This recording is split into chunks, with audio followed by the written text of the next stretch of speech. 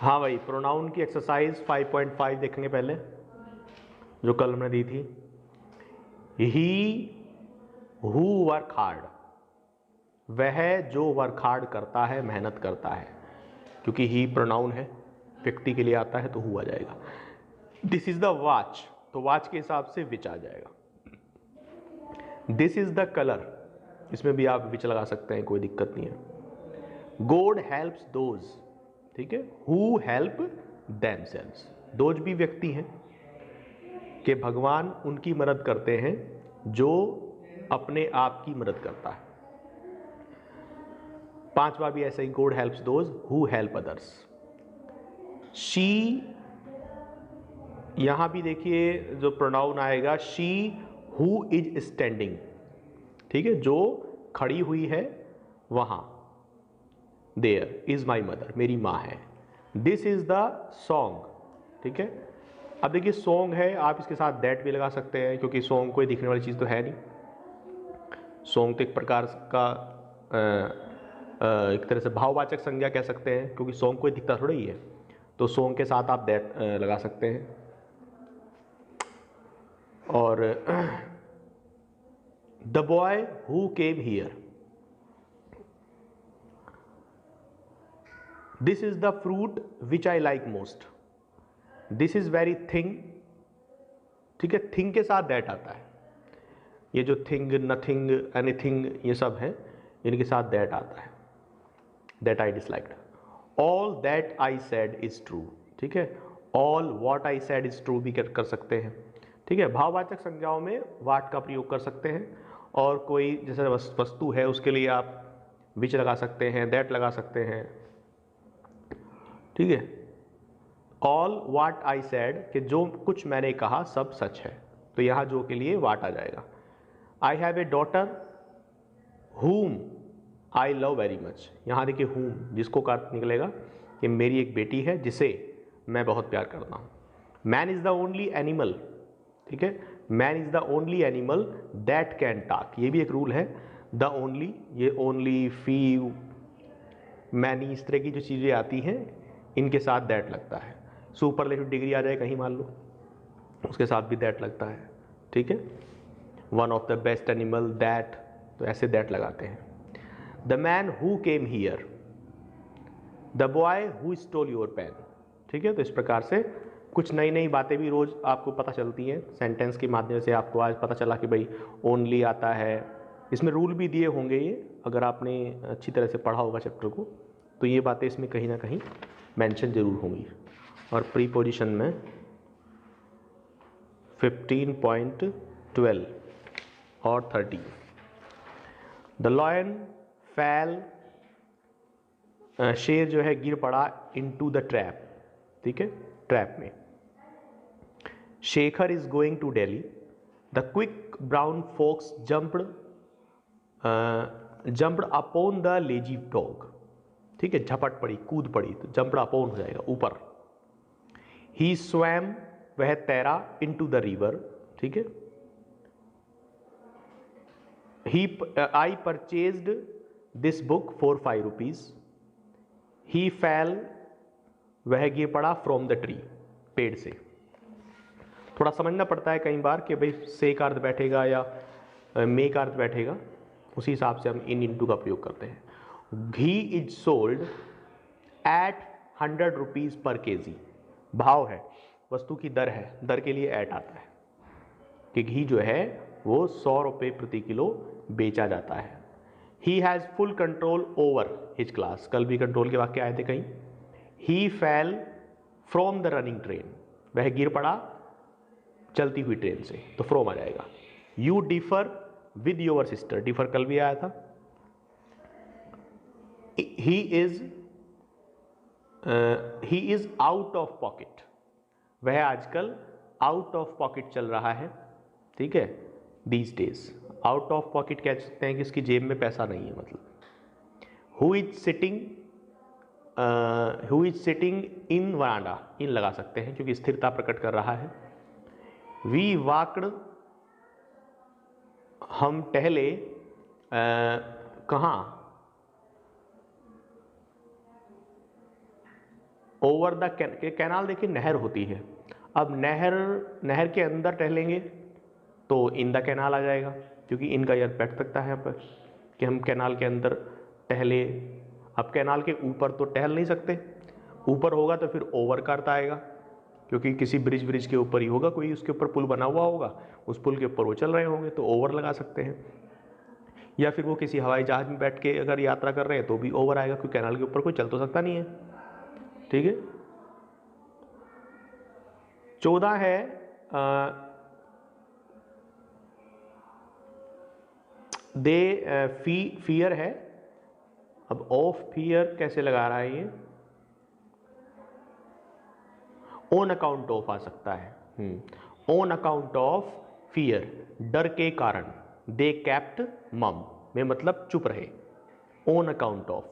देखिए कुछ ऐसी प्रीपोजिशन है हमारे पास जिसमें 2-3 शब्दों का प्रयोग होता है, जैसे ड्यू टू है, ऑन अकाउंट ऑफ है, बिकॉज ऑफ भी हो सकता है, यहाँ बिकॉज ऑफ भी सही है, बिकॉज ऑफ भी मतलब वही होता है कारण से, बिकॉज ऑफ है, ऑन अकाउंट ऑफ है।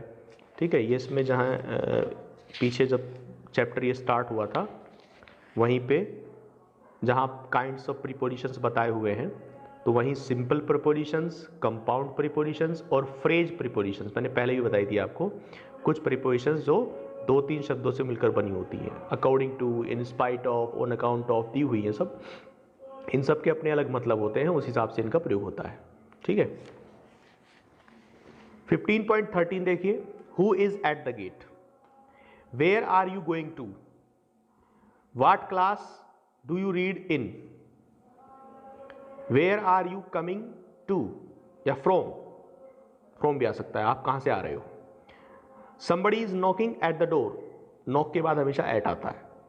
he is angry at my bad behavior, अगर आप किसी आदमी से नाराज हैं तो विद लगता है, अगर आप किसी और चीज से नाराज हैं, उसके व्यवहार से नाराज हैं, उसके कपड़ों से नाराज हैं, तो एट आ जाता है।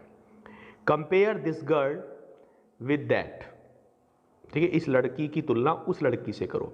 कंपेयर में क्या होता है, अगर आप दो समान चीजों की तुलना कर रहे हैं, लड़के की तुलना लड़के से कर रहे हो, ठीक है, तो विद आता है, कंपेयर विद। लेकिन अगर तुम लड़के की तुलना गधे से कर रहे हो तो अलग अलग चीजें हो गई, तो वो कंपेयर टू आता है। यानी कि जब दो तो कंपेयर टू रहता है, और जब दो समान चीजों की तुलना करते हैं तो कंपेयर विद आता है।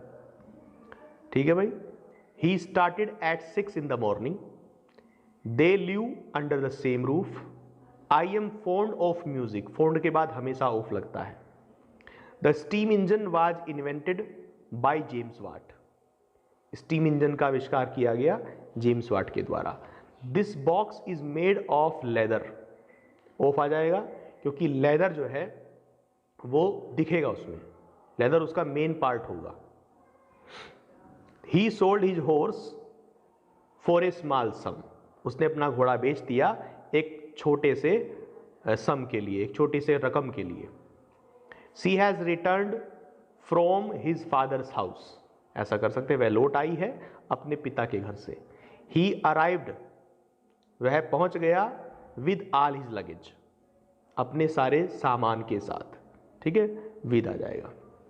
चलिए कल ये 15.14 आप बनाएंगे और उसके बाद बोर्ड एग्जामिनेशंस पेपर्स की आप अपने आप बनाते रहेंगे, कोई इसमें दिक्कत रहेगी हम बताते रहेंगे। ठीक है, इसमें 15.14 है, उसके बाद बोर्ड एग्जामिनेशन पेपर्स की हैं 2002 से स्टार्ट होकर जो पेपर्स में आई हुई है वो इस किताब में दी हुई है, लगभग 2015 तक दे रखी हैं इसमें। ठीक है, जो और कोई किताब किसी के पास नहीं होगी तो उसमें ज़्यादा हो सकती है, पुरानी वाली में कुछ कम हो सकती है। चलिए अब आगे आते हैं। हमारा अगला tense past continuous tense, tense की एक्सरसाइज 30, इंटेरोगेटिव सेंटेंस। क्या वह अपना स्कूटर बेच रहा था? Is he selling his scooter. क्या एक लड़की कुएं पर बैठी रो रही थी? इज ए गर्ल, सॉरी गलत हो रहा है, वाज लगाएंगे, पहले वाक्य में भी वाज लगाइए। Was he selling his scooter. दूसरा वाक्य, वाज ए गर्ल वीपिंग, ठीक है, रो रही थी। बस ये बैठी हुई छोड़िए, नहीं तो बैठी हुई लगाओगे तो फिर सिटिंग करोगे ऐसे भी, क्योंकि कोई चीज़ अगर कोई कंडीशन में है, कोई आदमी दो काम एक साथ हो रहे हैं तो उसे भी आईएनजी फॉर्म से लिखा जाता है। यानी कि सिटिंग ऑन द वेल या एट द वेल लगा दीजिए, फिर कुआं एक स्थान की तरह यहाँ पर रहेगा। कुआं एक निश्चित स्थान की तरह हम प्रयोग करेंगे, एट लगाएंगे, एट द वेल। क्या तुम्हारे भाई कमरे में सो रहे थे, ठीक है, was your brother sleeping in the room. क्या पिताजी समाचार पत्र नहीं पढ़ रहे थे, was the father not reading the newspaper. क्या माताजी कल कॉफ़ी नहीं पी रही थी, was the mother not taking coffee yesterday. Hamid कल क्या खा रहा था, what was Hamid eating yesterday. तुम आज सुबह किसे पीट रहे थे, whom were you beating this morning। आज सुबह को this morning कह देते हैं। वे भिखारी को क्यों फटकार रहे थे, why were they scolding। फटकारने की स्कॉल्ड होती है, scolding the beggar।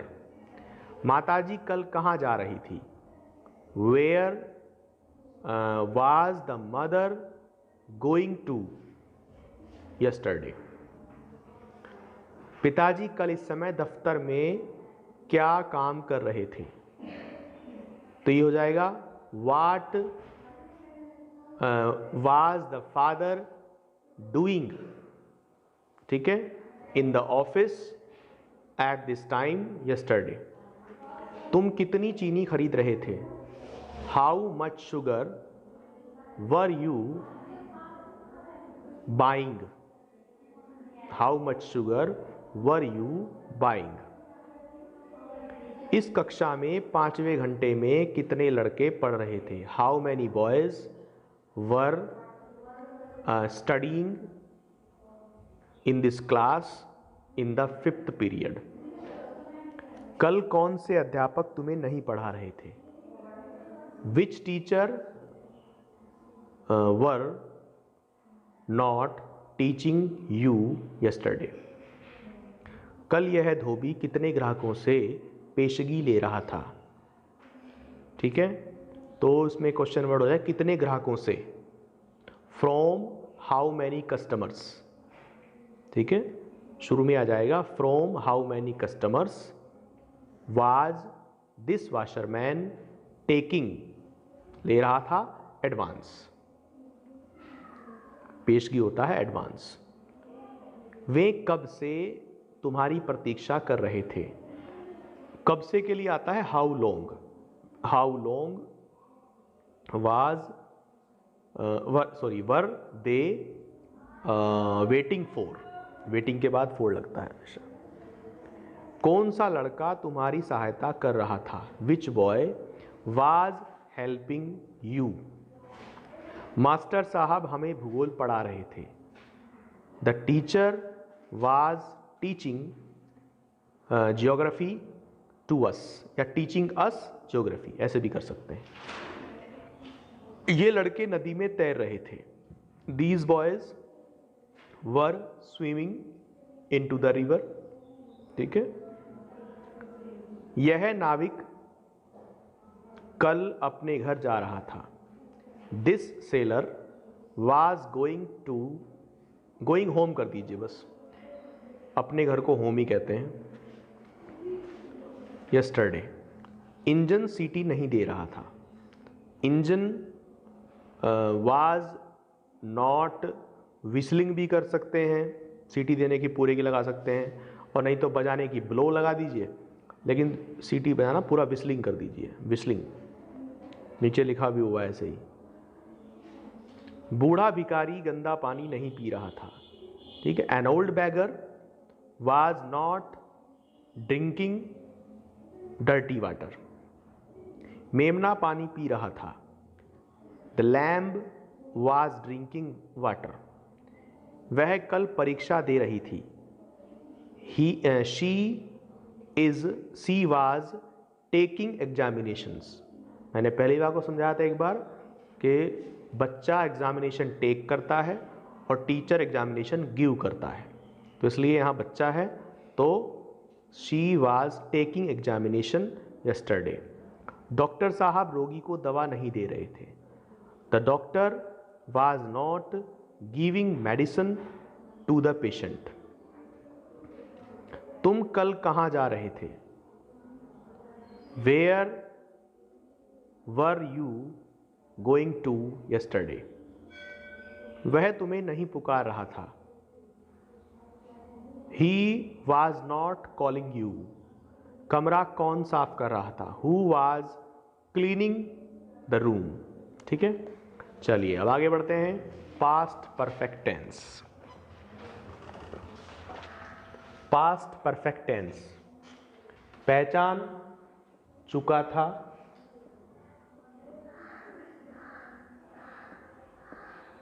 चुके थे,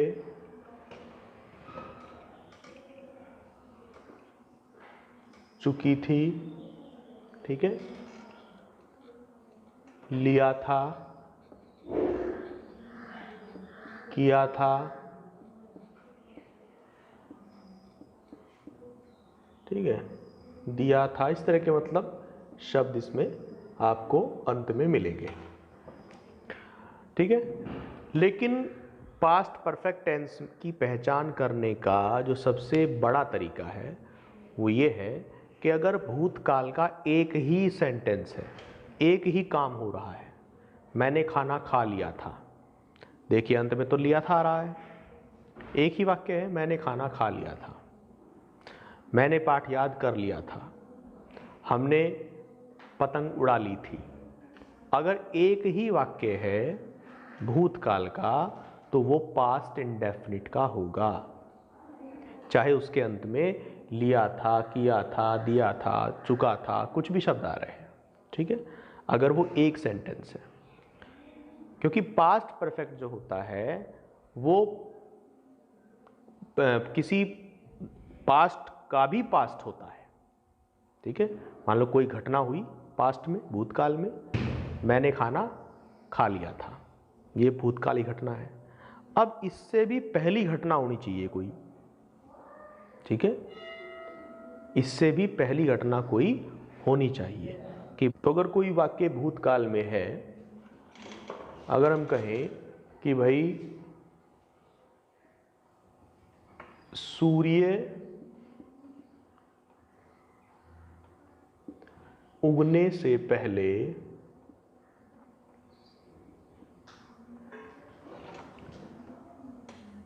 मैंने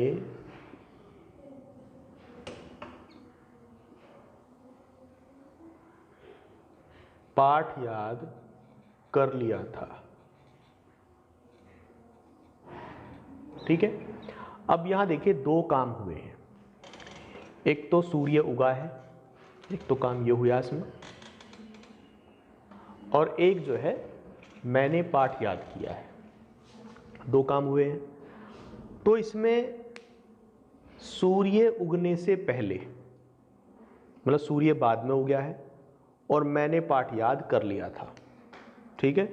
तो मैंने पाठ याद कर लिया था, पहले मैंने पाठ याद कर लिया, उसके बाद फिर सूर्य उगा, ठीक है, दो काम हुए। तो पहले मैंने पाठ याद किया, उसके बाद फिर सूर्य उगा, तो सूर्य उगा ये पास्ट इंडेफिनिट का वाक्य हो जाएगा। और जो काम हमने सूर्य उगने से भी पहले कर लिया वो पास्ट परफेक्ट टेंस हो जाएगा, ठीक है। हम दोनों सेंटेंसेस में ये देखते हैं कि कौन सा काम, क्योंकि दोनों काम पास्ट में हुए, वैसे ही दोनों ही काम पास्ट में हुए हैं, सूर्य भी पास्ट में हुआ है, भूतकाल की बात है पूरी, और ये मैंने पाठ याद भी भूतकाल में ही किया है, ठीक है, दोनों ही काम पास्ट में हुए हैं। तो अब हम ये देखेंगे कि ज़्यादा पास्ट में कौन सा हुआ, ठीक है।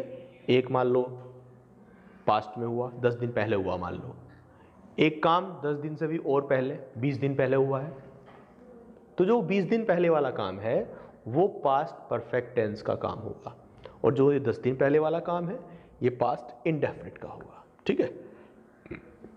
तो इसलिए किसी भी सिंगल सेंटेंस को, अगर मान लो वाक्य बस इतना लिखा होता कि मैंने पाठ याद कर लिया था, और आप इसमें सोचकर कि भाई इसके अंत में तो लिया था आया हुआ है, तो ये तो पास्ट परफेक्ट का वाक्य है, तो गलत जाएगा मामला। ठीक है, तो इसलिए पहचान से कहीं ज़्यादा जो मैं बात समझा रहा हूँ इसको ज़्यादा दिमाग में बैठाएं कि किस तरह से हम पास्ट परफेक्ट टेंस का पता करेंगे। पास्ट परफेक्ट टेंस का पता दो काम को ही ध्यान में रखकर किया जाएगा। ठीक है, चलिए अब इसके रूल्स पे आते हैं। तो चूंकि इस वाक्य में दो वाक्य आएंगे और एक वाक्य होगा पास्ट इंडेफिनिट का और एक उससे आगे पिछला पुराना जो है वो पास्ट परफेक्ट का होगा, तो इसलिए हर वाक्य के अंदर जो दो वाक्य आएंगे उनमें एक वाक्य बनाओगे आप पास्ट इंडेफिनिट में और एक बनाओगे आप पास्ट परफेक्ट में। पास्ट इंडेफिनिट टेंस हमने भी पढ़ाया था, सबसे पहला पास्ट का टेंस पास्ट इंडेफिनिट ही था, और पास्ट परफेक्ट टेंस हम आज बताते हैं आपको। तो पास्ट परफेक्ट टेंस जो हम आज पढ़ा रहे हैं उसकी हेल्पिंग वर्ब की बात करें तो हैड, सभी कर्ताओं के साथ हैड लगेगा, और मेन वर्ब की बात करें तो मेन वर्ब में आप थर्ड फॉर्म का प्रयोग करोगे। ठीक है, थर्ड फॉर्म जो हमने पहले प्रेजेंट परफेक्ट टेंस में प्रयोग की थी। ठीक है, हाँ भाई, तो हम अब पास्ट परफेक्ट टेंस के कुछ एग्जांपल्स देखते हैं। ठीक है, मेरे खाना खाने से पहले वह पाठ याद कर चुका था।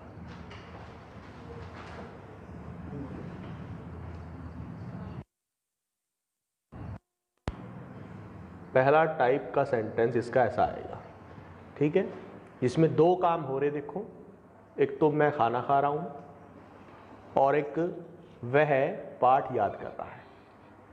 ठीक है, बीच में पहले शब्द आया हुआ है और इसमें हम देख रहे हैं कि दो काम जो हो रहे हैं, एक काम है मैंने खाना खाया और उससे भी पहले कौन सा काम हुआ, वह पाठ याद कर चुका था। यानी कि दोनों काम हुए तो पास्ट टेंस में ही है, भूतकाल के काम है दोनों, लेकिन एक काम पहले हुआ और एक काम उससे भी पहले हुआ। ठीक है, तो इस तरह जो काम पहले हुआ है वो पास्ट इंडेफिनिट में रहेगा और जो काम उससे भी पहले हुआ है, ठीक है, और पीछे पास्ट में हुआ है, वो काम पास्ट परफेक्ट में जाएगा। ठीक है, तो जब वाक्य बनाते हैं तो जो काम पहले हुआ है, ठीक है, जो सबसे पहले सबसे पुराना काम है, उससे हम वाक्य शुरू करते हैं। सबसे पुराना काम कौन सा है, ये वाला, कि वह पाठ याद कर चुका था। ठीक है, इसे हम पहले बनाएंगे ही, और चूंकि ये काम पास्ट परफेक्ट में जाएगा तो इसे पास्ट परफेक्ट टेंस में उसकी हेल्पिंग वर्ब हैड हमने बताई थी, और लर्नेड, ठीक है, लर्नड हो जाती है थर्ड फॉर्म में जब लिखते हैं, और द लेसन, तो ये काम हमने पहले किया तो इसे हमने पहले लिखा पास्ट परफेक्ट टेंस में। उसके बाद बिफोर, ठीक है, और अब वो जो बाद में, इससे बाद में काम हुआ मैंने खाना खाया, वो बनेगा पास्ट इंडेफिनिट में। उसका कर्ता कौन है, मेरे खाना खाने, मतलब मैं खाना खा रहा हूँ तो कर्ता आई। कभी सोचो मेरे शब्द आ रहा तो मेरे माई हो जाएगा, ऐसा नहीं होएगा करता। सब्जेक्ट अगर वो है तो सब्जेक्ट की आई ही लगेगी, चाहे वहाँ मेरे लिखा हुआ है, चाहे मुझे लिखा हुआ है, चाहे मैंने लिखा हुआ है, कुछ भी लिखा हुआ है। ठीक है, आई, और चूंकि ये पास्ट परफेक्ट टेंस का पास्ट इंडेफिनिट में बनना है तो पास्ट इंडेफिनिट में सेकंड फॉर्म आती है, आई टुक फूड, टेक की सेकंड फॉर्म टुक। तो इसे चाहे तो आप एक नियम के तौर पर याद कर लीजिए कि भाई अगर बीच में पहले शब्द आया हुआ है तो ये जो बाद का वाक्य पहले बनाया जाएगा, ये वह पाठ याद कर चुका था, ये सेंटेंस जो है ये बाद पहले बनाया जाएगा, तो ये बनेगा पास्ट परफेक्ट में, और फिर बीच में पहले की अंग्रेजी लगा के वो जो पहला सेंटेंस लिखा हुआ है वो बनेगा पास्ट इंडेफिनिट में। ठीक है, अगर आपकी समझ में ये बात नहीं आ पा रही है कि भाई दो काम है, इनमें से कौन सा पहले हुआ, कौन सा उससे भी पहले हुआ, ठीक है। तो जो काम उस पहले हुआ, भूतकाल में हुआ है, वो पास्ट इंडेफिनिट में बनता है, और जो काम उससे भी पहले हुआ है वो काम पास्ट परफेक्ट में बनता है, ठीक है। तो ये सीधी सी बात है, इसे अगर समझ पा रहे हो तो ठीक है, नहीं तो इसे नियम के तौर पे याद कर लीजिए कि भाई पहले शब्द अगर बीच में है तो ये बाद का वाक्य पहले बनेगा, पहला वाक्य बाद में बनेगा, और उसके टेंस आप देख सकते हैं कि जो वाक्य पहले बना है वो पास्ट परफेक्ट में बना है, जो वाक्य बाद में बना वो पास्ट इंडेफिनिट बना है, ठीक है। अब अगर इस सेंटेंस में बाद शब्द होता, मैं यही सेंटेंस लिखता हूँ बाद में, अगर यहाँ पहले की जगह बाद होता कि भाई मेरे खाना खाने के बाद उसने पाठ याद किया था, ठीक है। मेरे खाना खाने के बाद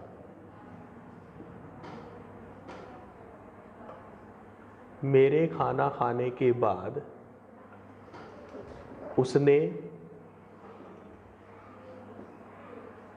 पाठ याद किया था।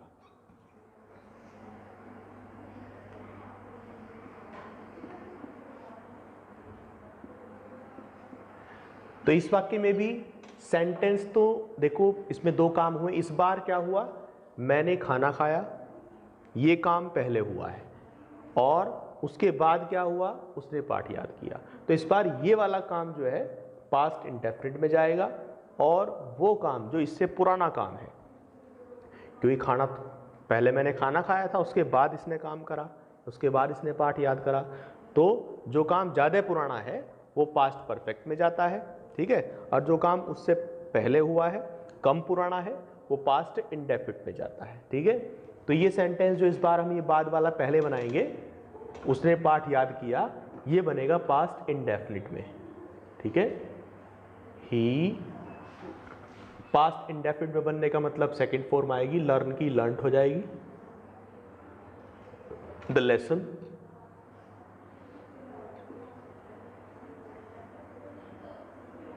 अब बीच में बिफोर की तरह, जैसे पहले बिफोर आया था, अब आफ्टर लगेगा, और फिर आफ्टर के बाद आई हैड, अब वो पहला जो वाक्य है वो पास्ट परफेक्ट में जाएगा, आई हैड टेकन फूड, ठीक है। आप दोनों सेंटेंसेस में डिफरेंस देख सकते हैं, मैंने इसलिए एक ही सेंटेंस बनाया है, दोनों में आप देख सकते हैं कि क्या डिफरेंस आया है, ठीक है। दोनों में एक चीज़ समान है कि बाद का वाक्य पहले बनाया गया है और पहला वाक्य बाद में बनाया गया है, ठीक है। और एक डिफरेंस क्या है कि ये जो बिफोर वाला वाक्य है, इसमें जो वाक्य पहले बनाया गया है वो पास्ट परफेक्ट में बना है, और ये वाक्य पास्ट इंडेफिनिट में बना है। लेकिन जो आफ्टर वाला सेंटेंस जिसके बीच में आफ्टर है, उसमें इसका उल्टा हो गया, जो वाक्य पहले बना वो पास्ट इंडेफिनिट में, और जो बाद में बनाया गया वो पास्ट परफेक्ट में बना है, ठीक है। तो इनको आप किसी भी तरीके से दिमाग पे सेट कर सकते हैं। पहला टाइप था ये। दूसरा टाइप देखिए, ठीक है। तो पहला सेंटेंस आपको दिख रहा है साफ साफ, जब मैं स्कूल पहुंचा और घंटी बज चुकी थी। तो दो काम है, घंटी पहले बज चुकी थी, उसके बाद में स्कूल पहुंचा, ठीक है। तो ये चीज़ पास्ट परफेक्ट में जाएगी, वो पास्ट इंडेफिनिट में जाएगी। तो इस तरह के सेंटेंस को बनाने के लिए कोई ये नहीं कि पहला वाक्य बाद में या बाद का वाक्य पहले, आप ऐसे ही बना सकते हैं। व्हेन आई रीच्ड स्कूल, ठीक है। व्हेन आई रीच्ड स्कूल, ये पहला सेंटेंस बन गया हमारा पास्ट इंडेफिनिट में। अब कोमा लगा के घंटी बज चुकी थी, ठीक है। द बेल हैड रंग, ठीक है। पहला वाक्य पास्ट इंडेफिनिट बन गया क्योंकि वो पास्ट इंडेफिनिट का ही था, ठीक है। ये आप इसमें टेंस में ध्यान रखेंगे कि जो वाक्य हम पास्ट इंडेफिनिट बना रहे हैं वो कम पुराना वाक्य होता है, कम पुरानी बात होती है, और जो हम पास्ट परफेक्ट में बना रहे हैं वो उससे ज़्यादा पुरानी बात होती है, ठीक है। वाक्य तो आप ऐसा नहीं है, इसमें भी आप चाहे तो इस सेंटेंस को पहले बना दो, इसे बाद में बना दो, वो कोई दिक्कत नहीं है, ठीक है। लेकिन ये चीज़ ध्यान रखेंगे कि सेंटेंस में कौन सा वाक्य किस टेंस में जाना है। और देखो इस वाक्य एक और आता है, इसमें मुश्किल से ही भी आ सकता है या ऐसे भी आ सकता है कि मैं घर से निकला ही था। ठीक है, ऐसे भी आ सकता है। ठीक है, ये सेंटेंस जो है इस प्रकार से भी आ सकता है कि मैं घर से चला ही था। मुश्किल नहीं लिखा आने का इसमें, चाहे ऐसे लिखा आ जा कि मैं मुश्किल से ही घर से निकला था, और या फिर ऐसे आ जाए कि मैं घर से निकला ही था, मैं घर से चला ही था, ऐसे भी आ सकता है। तो इसको कैसे बनाते हैं, अब देखिए ये काम ज़्यादा पुराना है। बारिश तो बाद में शुरू हुई, मैं पहले घर से निकला, उसके बाद बारिश शुरू हुई, तो बारिश वाला काम कम पुराना है और मेरे घर से निकलने वाला काम उससे ज़्यादा पुराना है। तो ये बनेगा पास्ट परफेक्ट में। ठीक है, कैसे बनेगा, आई हैड, और इसमें एक ये एडवर्ब का प्रयोग करते हैं हम, hardly. I had hardly leave, छोड़ने की, अच्छा सेकंड फॉर्म, थर्ड फॉर्म लगेगी, लेफ्ट, लेफ्ट होम। ठीक है, left home, I had hardly left home, मैं मुश्किल से ही घर से चला था। अब बीच में इसमें वैन आता है, WHEN, ये है याद रखने वाली बात। इस तरह के सेंटेंस के बीच में वैन या बिफोर का प्रयोग करते हैं, बिफोर भी आ जाता है। तो वैन, और बस अगला सेंटेंस बनाइए पास्ट इंडेफिनिट में, बारिश शुरू हो गई, द रेन स्टार्टेड।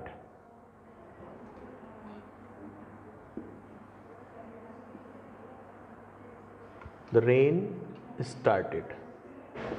ठीक है, बारिश शुरू हो गई या रेन बिगिन, जो भी आप लगाएं। तो I had hardly left home when the rain started.